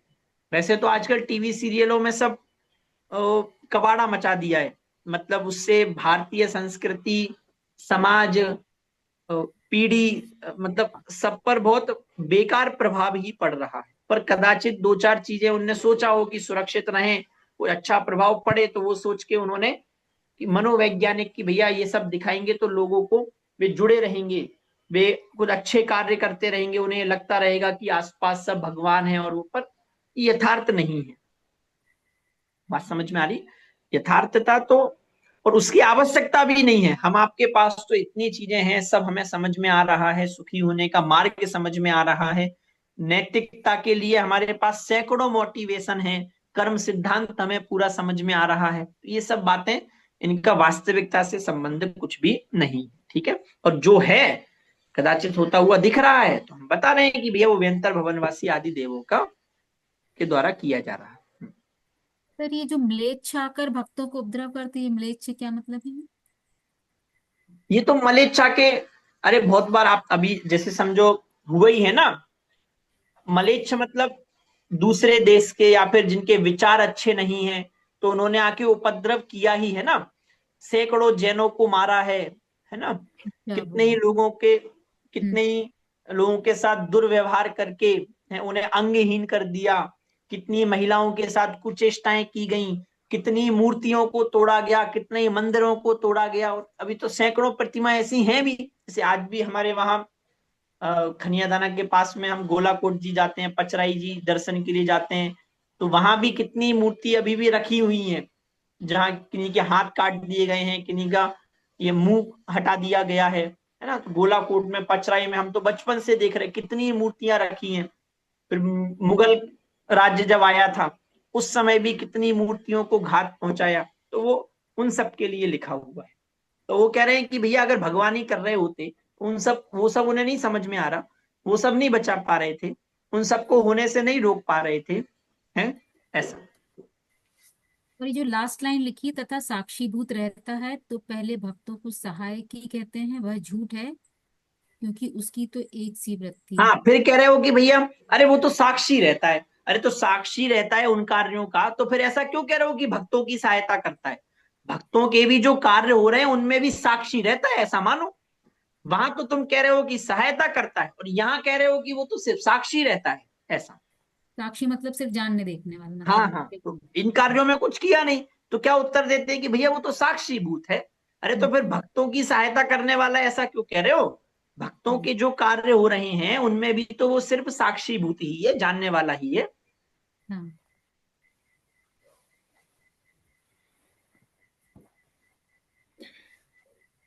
बढ़िया। फिर यदि कहोगे वैसी भक्ति नहीं है तो मलेच्छों से तो भले हैं, और मूर्ति आदि तो उसी की स्थापना थी, उसे तो विघ्न नहीं होने देना था। तथा मलेच्छ पापियों का उदय होता है, सो परमेश्वर का किया है या नहीं? यदि परमेश्वर का किया है तो निंदकों को सुखी करता है, भक्तों को दुख देने वाले पैदा करता है। वहां भक्त वत्सलपना कैसे रहा? आप देखो, और अगर कह रहे हो कि भैया वो सब उनके द्वारा ही किया जा रहा है, तो फिर तो ये उल्टा कर रहे हैं। मलेच्छों को तो उनके साथ तो अच्छा कर रहे, और उनके ही भक्त हैं उनको ही दुखी कर रहे, तो फिर ये भक्त वत्सलता कहाँ जाएगी? ठीक है, चल। भक्त और वत्सलता मतलब भक्तों के प्रति वात्सल्य कहाँ रहा? और परमेश्वर का किया नहीं होता है तो परमेश्वर सामर्थ्यहीन हुआ, इसलिए परमेश्वर कृत कार्य नहीं है। कोई अनुचर व्यंतराधिक ही चमत्कार दिखलाता है, ऐसा ही निश्चय करना। यहाँ कोई पूछे कि कोई व्यंतर अपना प्रभुवत्व कहता है, अप्रत्यक्ष प्रभुत्व कहता है। प्रभुत्व प्रभुत्व कहता है।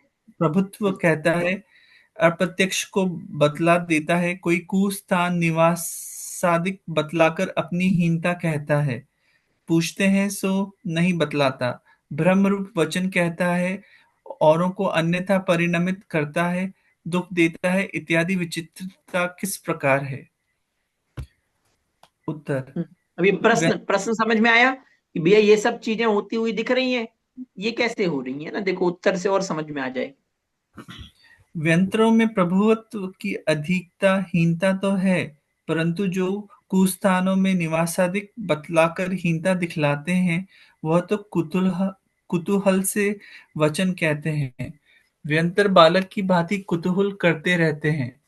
जिस प्रकार बालक कुतूहल द्वारा अपने को हीन दिखलाता है, चिढ़ाता है, गाली सुनाता है, ऊंचे स्वर से रोता है, बाद में हंसने लग जाता है, उसी प्रकार व्यंतर चेष्टा करते हैं। यदि कुस्थान के निवासी हो तो उत्तम स्थान में आते हैं। वहां किसके लाने से आते हैं? अपने आप आते हैं, तो अपनी शक्ति होने पर कुस्थान में किस लिए रहते हैं? इसलिए इनका ठिकाना तो जहां उत्पन्न होते हैं, वहां इस पृथ्वी के नीचे व ऊपर है, सो मनोज्ञ है। कुतूहल के लिए जो चाहे सो कहते हैं। यदि इनको पीड़ा होती हो तो रोते रोते हंसने कैसे लग जाते हैं? देखो, समझ में आ रही है बात? उन्होंने प्रश्न पूछा कि भैया व्यंतर आदि जो हैं, व्यंतर आदि अलग अलग कार्य करते हुए दिख रहे हैं। कभी तो उनने बोला, पहले तो क्या प्रश्न उठाया कि कभी अपने प्रभुत्व बताते हुए दिख रहे हैं, कभी कम प्रभुत्व दिख रहा है, कभी कुस्थान आदि में निवास दिख रहा है। तो पहले प्रश्न के लिए तो उन्होंने ये कहा कि हाँ भैया, प्रभुत्व में तो हीना दिखता देखी जाती है, किसी के ज्यादा है किसी के कम है ना? मतलब वो जो कर्तव्य कर रहे हैं उसमें शक्ति, और वो जो कह रहे हैं उसमें किसी के ज्यादा शक्ति है किसी के कम शक्ति है। लेकिन जो कुस्थान आदि में निवास दिखाते हैं, तो वो कह रहे हैं कि वो तो कुतूहल से दिखाते हैं। कुस्थान मतलब निंद स्थान आदि में जो निवास है ना, तो वो कह रहे हैं वो तो कुतूहल से है। वास्तव में उनके जो खुद के व्यंतर देवों के जो रहने के स्थान है, सब मनोज्ञ है, वहां कोई भी कुस्थान नहीं है। और दूसरा ये तर्क दिया कि भैया कभी कुस्थान में दिख रहे हैं कभी उत्तम स्थान में दिख रहे हैं, तो अगर उत्तम स्थान में आने की शक्ति है तो फिर पहले कुस्थान में क्यों रह रहे थे? इसका मतलब वो कुतूहल से ही रह रहे थे। तो वो सिर्फ वो व्यंतर आदि जाति के जो देव हैं उनका सब बता रहे हैं कि वो कभी यहाँ दिखते हैं, कभी कुस्थान में दिख रहे हैं, कभी उत्तर स्थान में दिख रहे हैं। पर वो सब उनके द्वारा किया जा रहा कौतूहल ही है। उनके जो खुद के स्थान है वे सब तो मनु के हैं। बोलिए नीति जी। सर जय जी। कुस्थान मतलब पेड़ वगैरह ना, जो मतलब बोलते हैं ना नहीं नहीं, पेड़ खंडहर में कोई। वहां तो नहीं, वहां तो होते भी हैं, वे भवन अपने बना के रहते भी हैं। वो तो चलो ठीक है, उसको तो कोई व्यक्ति कुस्थान में ना भी गिनेगा। कुस्थान मतलब जैसे समझो वे खंडहर दिखा वगैरह। रहे हैं कि हम बहुत निंद, कहीं रोड पे रह रहे हैं, या फिर किसी वन में कोई जगह खंडहर नहीं है, कोई झोपड़ी में रह रहे हैं, कहीं रह रहे हैं, वो शमशान। सब चीज़। मेरा भी यही प्रश्न था गुरुजी कि कूस्थान मतलब क्या, मतलब यही मैं शमशान वगैरह भी सुना था हाँ, मैंने। शमशान इत्यादि में रह रहे हैं, वो भी खंडहर अच्छा वगैरह, उदाहरण है। खंडहर वगैरह, हाँ, खंडहर खंडर वगैरह वगैरह। ये सब, तो वो ऐसा कह रहे हैं कि भैया वो सब ये खुद अपने कुतूहल से रह रहे हैं वैसा। लेकिन और हमको मैंने जैसे दिखते नहीं है ना। बच्चा भी है तो अभी अपने आप को कुछ का कुछ कह रहा है, रो रहा है, गिड़गिड़ा रहा है, कुछ भी कर रहा है वैसा। नहीं, लेकिन उनके स्थान हमको नहीं दिखते ना, जो भी खंडहर हो या पेड़ पे, हम लोग को तो जैसे आप बोले वो अपने स्थान बना के वहां रह रहे हैं या भवन या कुछ, वो हमको नहीं दिखेंगे ना। नहीं, हमें नहीं दिखते, वो भी उनके अधीन है। मतलब जैसे जिसको बस में किया है, कदाचित उसको कह भी सकते हैं ये इस स्थानों पे रह रहे हैं, बात समझ में आ रही है। पर उनके जो खुद के वास्तव में जो भवन है, वे तो मनोज्ञ है, उनका अपना स्थान है, वे उसमें रहते हैं। और वे मनोज्ञ का मतलब। मनोज्ञ मतलब मन को लुभाने वाले, अच्छे हैं, सुंदर। सुंदर हैं। हम्म। बोलते ना मनोज्ञ है, मतलब मन को अच्छा लगने।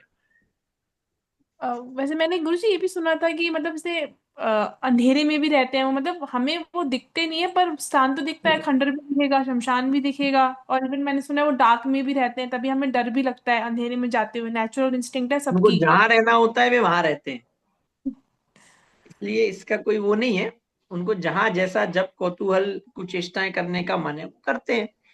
इतनी सी बात है कि अब वो भी तो अपना वो बट जमाना चाहते हैं, तो वो समय परिस्थिति सब देख के आते हैं। अब 10 लोग बैठे हैं तो ऐसे थोड़ा ना आ जाएंगे, कोई अकेला मिल गया, दिन दुखियारा तो घेर लिया।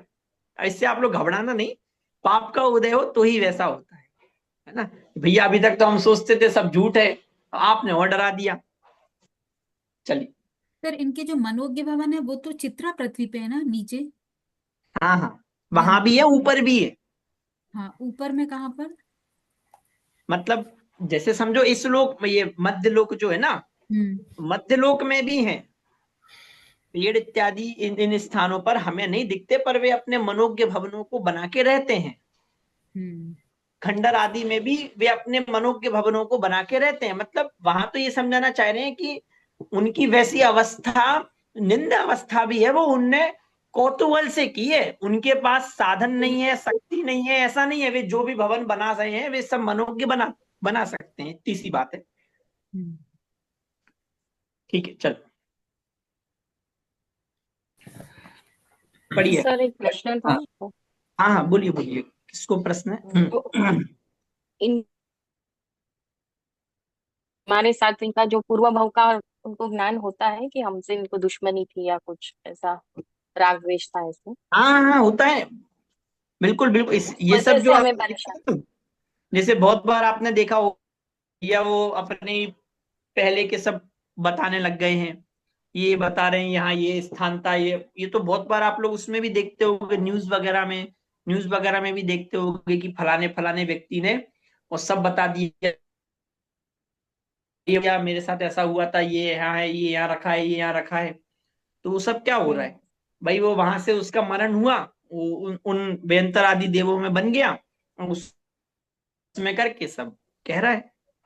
वो सब चीजें, मतलब इनसे डरने का, घबराने का कुछ भी प्रयोजन नहीं है, और इनको पूजने का भी कोई उद्देश्य नहीं है। सीधी सी बात है, ये होते हैं, पाप का उदय हो तो कौतूहल करते हुए दिखते हैं।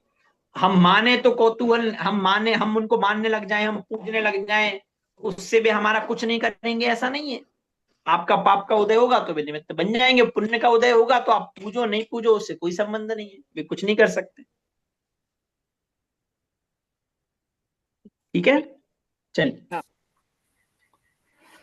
इतना है कि मंत्रादिक की अचिंत्य शक्ति है, सो किसी सच्चे मंत्र के निमित्त नैमित्तिक संबंध हो तो उसके किंचित गमनादि नहीं हो सकते।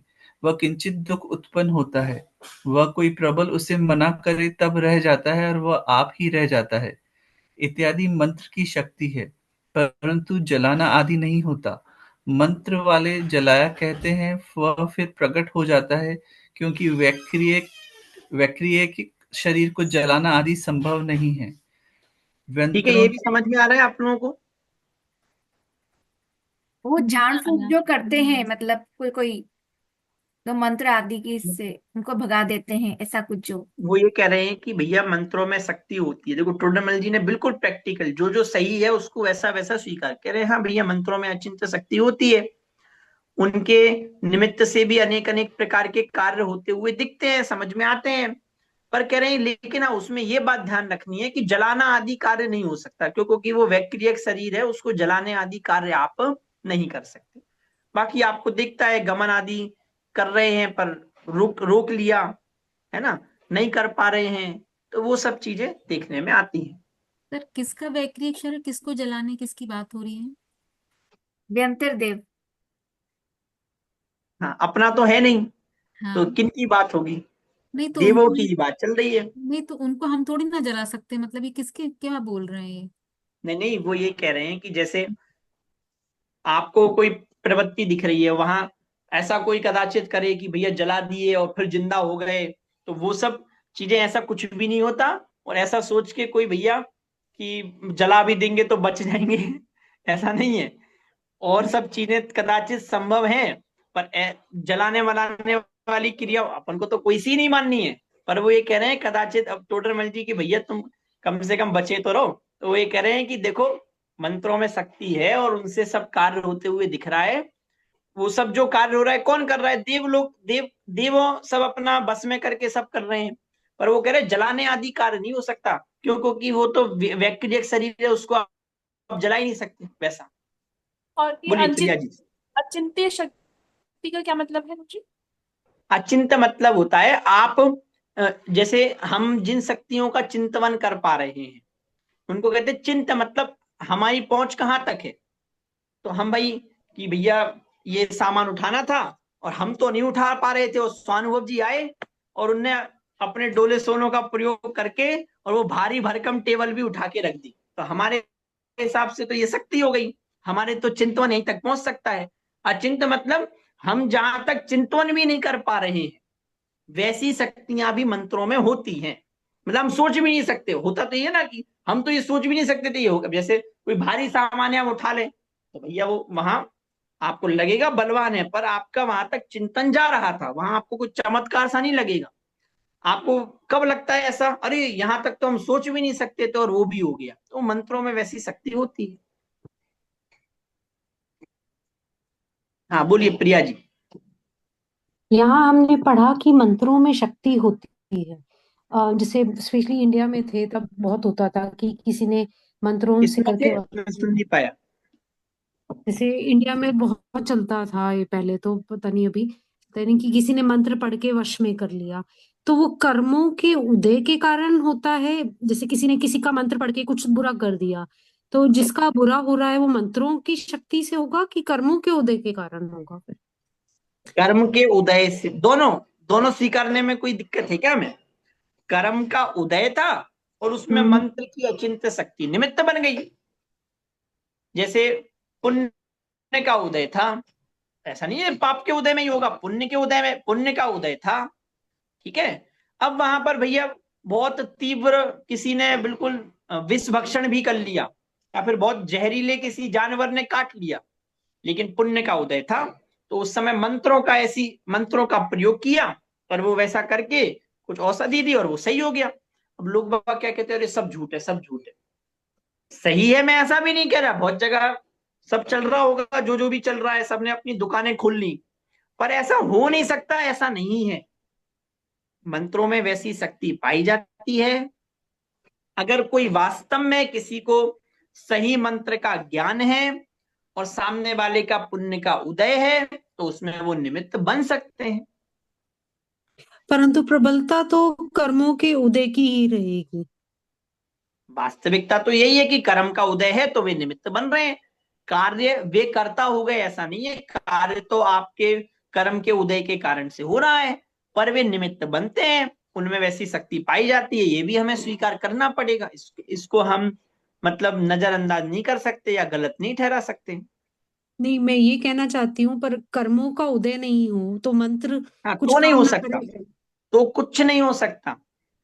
अगर आपके पाप कर्म का उदय है तो कितने ही मंत्रों का प्रयोग कर लिया जाए, आपने अगर विष भक्षण किया है तो आप नहीं बच सकते। इसलिए भैया कभी विष मत भक्षण मत कर लेना, अरे मंत्र है बचा लेंगे, भ्रम में मत रहना। पहली बात तो अब कोई मंत्र तंत्र का ज्ञाता और मंत्रों का सही प्रयोग करना किसी को आता नहीं है। और दूसरी बात, आपके अगर पाप का ही उदय होगा फिर कैसे बच जाओगे? बात समझ में आ रही है? तो वो तो पाप पुण्य के उदय के अधीन है और वे चीजें उसमें निमित्त बनती हैं। एक प्रश्न है, तो जैसे आजकल बहुत से लोग, कुछ बीमारी हो गई, कुछ भी हो गया, तो मंत्रों का जाप रखते हैं, खुद भी करते हैं मंत्रों में, दिन में 9-9 10-10 मालाएं फेर रहे हैं, जो भी कर रहे हैं। तो फिर मैं मंत्र का और कर्म के उदय के बता रही हूँ, तो मतलब वो कितना सही कितना गलत? एक सेकंड, आवाज मुझे ही कट के आई कि आप लोगों को भी कट के आई? कट के आई। सर।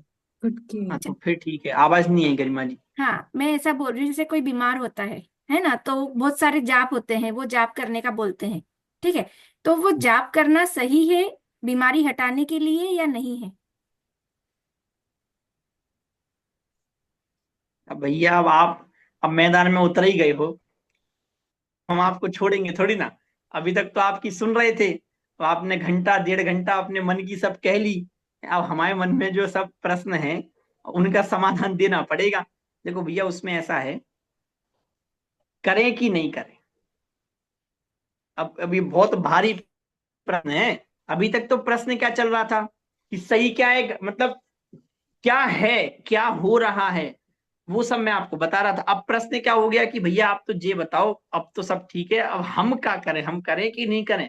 बुखार बीमारी हो और भैया फलाना फलाना कहे कि फलाना फलाना उपाय कर लो तो सही हो जाओगे। अभी तो आप अब मुकर भी नहीं सकते। अभी तक तो आप क्या कह रहे थे कि हाँ, मंत्रों में अचिंत्य शक्ति होती है और उससे वैसा कार्य होते हुए निमित्त बन जाते हैं।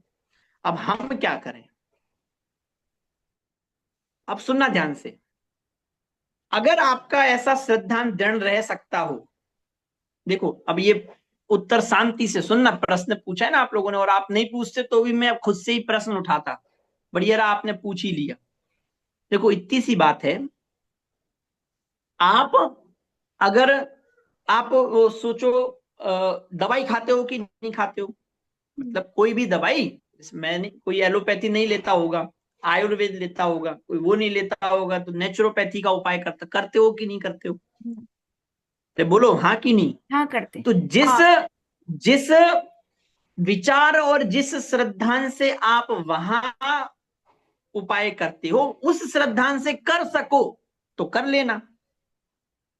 मतलब वहां जब आप दवाई ले रहे हो, क्या सोच के ले रहे हो कि भैया ये फलाना रोग हुआ है, ठीक है, और फलाने रोग की फलानी दवाई बताइए, अब मैं ले रहा हूं, पुण्य का उदय होगा तो रोग सही हो जाएगा, इतनी सी बात है, ले ली। इसका धर्म से कोई संबंध है, मोक्ष मार्ग से कोई संबंध है, पूज्यत्व से कोई संबंध है? बोलो, सुखी करने वाले हैं वो, उससे कोई संबंध है? नहीं है। सेम ट्रीटमेंट वहां देना है, सेम ट्रीटमेंट कि भैया फलाना विष फैल गया और फलाने ने बोला है कि वो फलाने मंत्र का प्रयोग करके और वो विष भक्षण दूर हो सकता है, तो ठीक है, उपाय कर लिया। ये बात जरूर है, ऐसे उपाय नहीं करेंगे कि जिनसे वो धर्म संबंधी कोई बाधा आए, मतलब पंचेंद्रिय विषय भोग की अधिकता हो, जीवों का घात हो रहा हो, साक्षात जीवों की हिंसा होती हुई दिख रही हो, वैसा नहीं करेंगे। बाकी भैया वो रोग है और वो उपाय बता रहे हैं, सो उपाय कर लिया, पुण्य का उदय होगा सो बच जाएंगे। अब बोलो, अब इसमें कहां दिक्कत है, बताओ आप। और यही सही उत्तर है, दोनों तरफ से अतिरेक होता है। यहां हम भी अतिरेक में क्या बोलते हैं, अरे भैया सब झूठ है, आप वो कर रहे हो तो बिल्कुल गर्त में जाओगे। आप ये बताओ, आप जिन दवाइयों का भक्षण कर रहे हो वहां तो ये विचार नहीं कर रहे कि उनमें कितनी हिंसा हो रही है। मैं कोई उन कार्यों को करने का बल नहीं दे रहा, ना उन कार्यों को करने की पुष्टि कर रहा हूं, पर मैं आपको ये बता रहा हूं कि हमारी सोच कितनी व्यवस्थित होनी चाहिए। हमें बातें सारी स्पष्ट समझ में आनी चाहिए, हैं? अरे वहां हमें, आप ये सोचो, हम इतना सिर्फ कह दिया है, दूसरों को दिखाने के लिए सिर्फ हम करते हैं। यहाँ आप ऐसी ऐसी दवाइयों का भक्षण कर रहे हो जहां साक्षात पंचेंद्रिय जीवों का तक घात करके वो बनाई गई है। और वहां क्या कर रहे हो आप कि भैया वो सब गलत है, सब झूठ है, ऐसा हो ही नहीं सकता, सब झूठ बोलते हैं। अरे भैया, आप, ये बात सही है, जिन चीजों का प्रसिद्ध ही है, अब वहां उन सब चीजों से हमें बचना ही चाहिए। जैसे आप लोगों ने मुझसे प्रश्न पूछा ना कि भैया हम क्या करें, तो वहां प्रसिद्ध ही है, हमें पता ही है, मिथ्यात्व का पोषण किया है हर जगहों से। वास्तविक उत्तर तो मैं न्याय से ही दूंगा ना।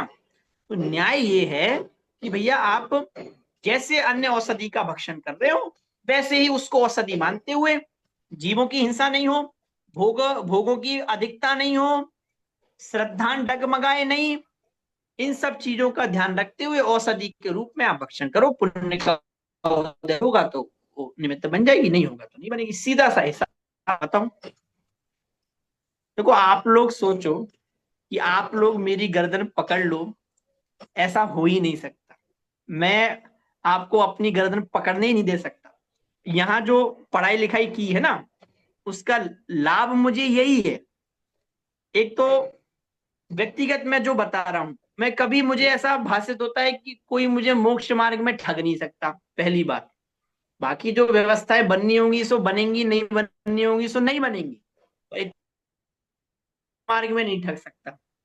दूसरा ये कि आप लोग भी सोचो कि मुझे कहीं आप गर्दन पकड़ लो, मात दे दो, तो ऐसा नहीं होगा, है ना। तो वो तो आप लोग, हाँ बोलिए श्रद्धा जी। सर ये बहुत कुछ देखा गया है कि ये जो बहुत लोग कहते हैं भूत प्रेत, पता नहीं ये व्याधि और मनो, पता नहीं कौन कौन, मतलब व्याधियां हैं, तो स्थान में कौन कौन से मंदिर है, लोग वहां जाते हैं, क्या क्या है, तो वो सब क्या है, मतलब वो कुछ उसमें कुछ दम है, सही है, गलत भैया है? एक तो मुझे पता ही नहीं है कि वो, भैया आप तो राजस्थान में ही बैठे हो, मैं यहाँ बैठा हूं, पर मुझे ये पता नहीं है कौन कौन से उपाय के लिए कैसा कैसा है। अब मैं कैसे आपको नहीं, बहुत स्टेटमेंट दे सारे दूं। मंदिर मतलब माने हुए लोग जाते ही हैं वहां पे कि भाई भूत व्यंतर कौन कौन सी बाधा है उसको दूर करने के लिए लोग जाते हैं, उस टाइप से। ये जयपुर के पास क्या जगह है, मुझे नाम याद नहीं, बहुत लोग ऐसे जाते रहते हैं, तो मुझे हाँ पदमपुरा वहाँ जी, होता है ठीक। पदमपुरा जी। ना, पदमपुर। पदमपुरा वगैरह, हाँ इस टाइप से हैं। नहीं तो किस हिसाब से जाते हैं। ये बोलते हैं कि भूत प्रेत की ऐसी कुछ बाधा हो गई है, इसके लिए वहां पे ले जाके उसको दूर करने के लिए वहां पे जाके ठीक हो जाते वहां हैं, मैंने जाके क्या बहुत होता लोग है। ठीक हो जाते हैं, मतलब उसके बाद वो। और सर जी पूजा होती है तो पूजा के ऊपर जो धुन चलती है ना, उसके वो आते हैं बोलते हैं से, फिर वो निकल जाते हैं। नहीं देखो भैया, ऐसा है, सीधी सी बात ये, सीधा सीधा हिसाब, बाकी आप एक एक जगह का अपने हिसाब से लगा लेना। आप लोग तो सीरियस हो गए कि भैया गर्दन पकड़ के ही रहेंगे, इतनी सी बात नहीं, है। गर्दन नहीं पकड़ रहे सर, सच्चाई जानना चाह रहे हैं कि अच्छा ऐसा है। सच में होता हाँ है हाँ, क्या? नहीं मैं समझ गया, वो तो मैं उस शैली में बोल रहा हूँ। हाँ हाँ। उतनी सी बात है, आप लोग खुद ये निर्णय कर लो। मतलब हम ये नहीं कह सकते कि वो सब चीजें सही हैं। क्यों नहीं कह सकते? क्योंकि एक तो हम यहाँ बैठे हैं, हमें खुद नहीं पता कि वहां क्या हो रहा है। बात समझ में आ रही है? दूसरी बात, ये सब चीज सही है कि मंत्रों में अचिंत शक्ति है, भूत प्रेत आदि होते हैं, पर वे, आप अब सुनना ध्यान से, आप किस हिसाब से जा रहे हो? सुखी होने के उपाय के रूप में जा रहे हो, तो सुखी होने का उपाय तो वो नहीं है। कदाचित कोई व्याधि हुई है और वहां वास्तव में कोई औषधि मिल रही है, प्रैक्टिकल कोई औषधि मिल रही है, ऐसा नहीं हो आ गए और वो कोई हवा में ही ऐसी कोई कुछ हो रहा, ऐसा कुछ नहीं होता। वो सब तो फिर कथाएं चल गई हैं तो फॉलो कर रहे हैं, वो सब तो झूठी है। वास्तव में कोई कदाचित औषधि दे रहा है कि भैया फलानी फलानी जड़ी बूटी है, फलाने फलाने पेड़ की है, और उसमें ऐसा ऐसा है, तो ठीक है। और वो, और आप जैसे समझो आपका अभी उतना व्रत नहीं है और आप हरी पत्ती का भक्षण करते हो, आपने सबका त्याग नहीं किया, और आप औषधि के रूप में उसे ले रहे हो, तो भैया फलानी फलानी औषधि है और आपने ले ली, उससे आपका रोग ठीक हो रहा है तो ठीक है। अब उसका ना तो कोई धर्म से कोई संबंध है, ना श्रद्धा से कोई संबंध है। लेकिन फिर भी इन जगहों पर जाने से इसलिए बचना चाहिए, प्रसिद्ध है कि वे मिथ्यात्व के स्थान है, ये उत्तर भी आपको ध्यान रखना है। प्रसिद्ध है कि वे मिथ्यात्व का पोषण किया जा रहा है, फिर भी आप जा रहे हैं, ये आपकी गृद्धता को बता रहा है, ये आपके तीव्र कसाय को बता रहा है, ये आपके मिथ्यात्व को बता रहा है, ये आपके शरीर के प्रति एकत्व, ममत्व, कर्तृत्व, भोक्तृत्व को बता रहा है। अगर प्रसिद्ध ही है तो हमें उन जगहों से बचना ही चाहिए, उन जगहों पर नहीं ही जाना चाहिए, अगर ये प्रसिद्ध है कि वहां मिथ्यात्व का पोषण हो रहा है।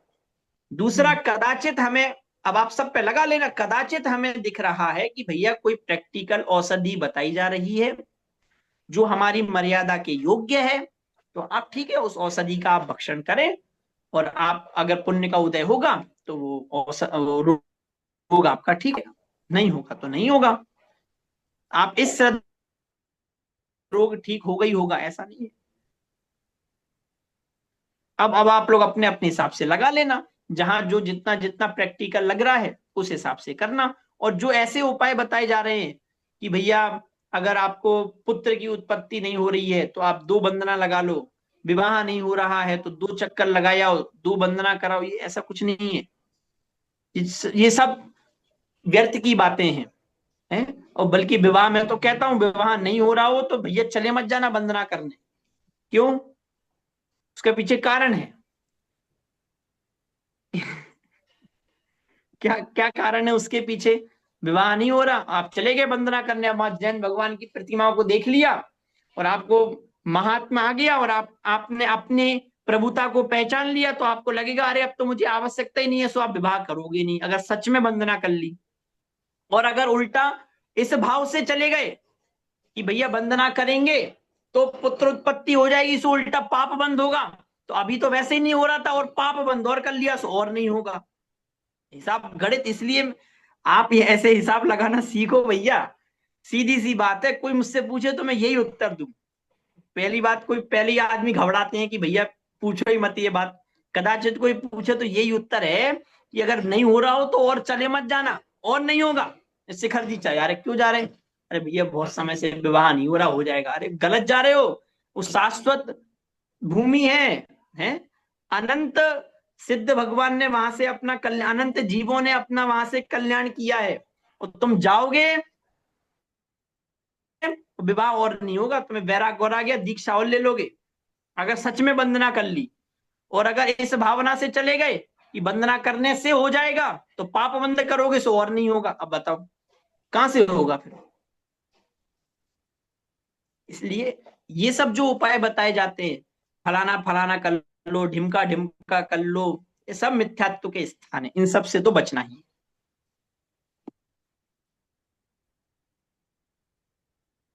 ठीक है भैया। एक छोटा सा प्रश्न और है मेरा, मलेच्छ का मतलब?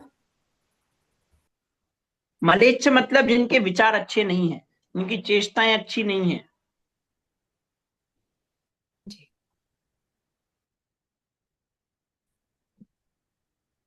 मतलब ये रूढ़ ऐसे हुआ, कुछ शब्द के अर्थ रूढ़ी से हो जाते हैं। वैसे तो मलेच्छ मतलब, मलेच्छ जो जीव है ना, तो वो मलेच्छ वहां के मलेच्छ में कैसे जीव होते हैं, उनकी कभी आंख बड़ी है, कभी नाक बड़ी है, कभी हाथ बड़े हैं, है ना। अब उनके लिए कहा जाता था, तो अब वे चूंकि वे आड़े टेढ़े होते थे, ऊट पटांग उनके शरीर होते थे, तो अब जिनकी ऊट पटांग हरकतें थी, ऊट पटांग विचार थे, सो उनको भी मलेच्छ कहा जाने लगा, सो रूढ़ी चल गया भैया मलेच्छ कौन है, तो ऐसा। जी सर ये जो एलियंस है ये भी व्यंतर ही है?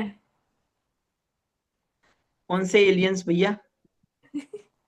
वही जो दूसरे प्लैनेट से आते हैं ऐसे कहते हैं, तो वो जो एलियंस हैं जो दिखते हैं, भैया दूसरा तो प्लानिट कौन सा है? आप लोग तो एक तो कि भैया सब कुछ सही है के नाम पे आप लोग कुछ का कुछ मत करने लग जाना।